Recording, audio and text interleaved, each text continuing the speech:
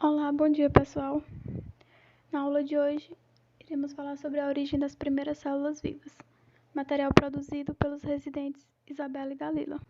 Nos seres vivos atuais, o processo que caracteriza a vida ocorre no interior da membrana plasmática. Mas o que é a membrana plasmática? Qual é a sua função? Na foto ao lado, vocês podem observar uma membrana plasmática. É também chamada de plasmalema. Ela é uma capa que reveste a célula. Essa capa é formada por duas camadas de lipídio e tem por função proteger as células, as estruturas celulares. Ela vai delimitar as substâncias que vão entrar e sair da célula, ou seja, vai auxiliar no transporte de substâncias e também daquelas substâncias que são essenciais ao metabolismo celular.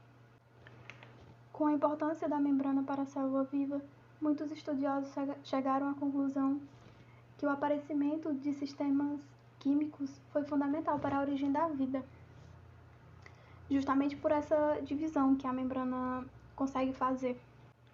Mas o que são esses processos, sistemas químicos? Como eles são formados? É o compartilhamento isolados dos ambientes externos. Isso porque uma fina película envolve, que é o caso da membrana. Ela é uma película que reveste a célula. São formados em charcos, lagos e oceanos primitivos.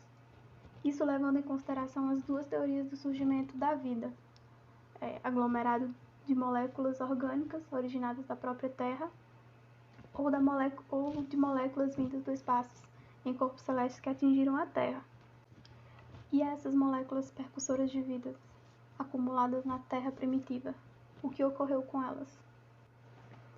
Após alguns experimentos laboratoriais, sendo eles adicionar experimentalmente proteínas em soluções aquosas e com um certo grau de acidez e salinidade, pode-se obter aglomerados proteicos microscópicos e, em alguns casos, estáveis.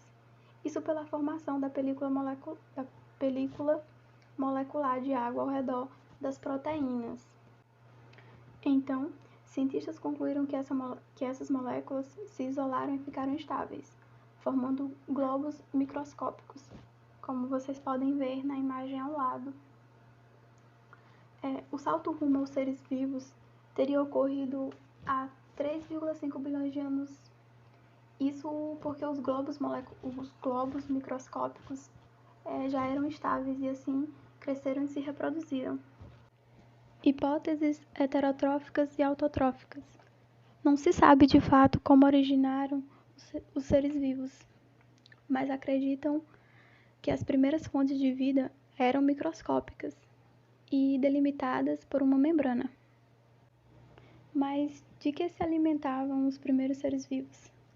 Nos dias de hoje, sabemos que os seres vivos têm duas estratégias alimentares básicas.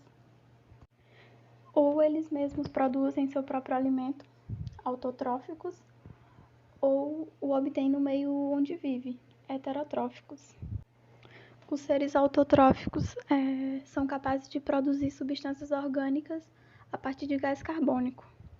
Exemplo desses seres, temos alguns tipos de bactérias, todas as algas e as plantas, exceto as plantas que são parasitas.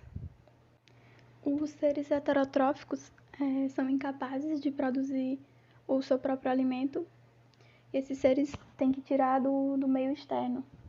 Exemplo deles são os fungos, diversas bactérias, todos os animais e quase todos os protozoários, como vocês podem ver na imagem abaixo.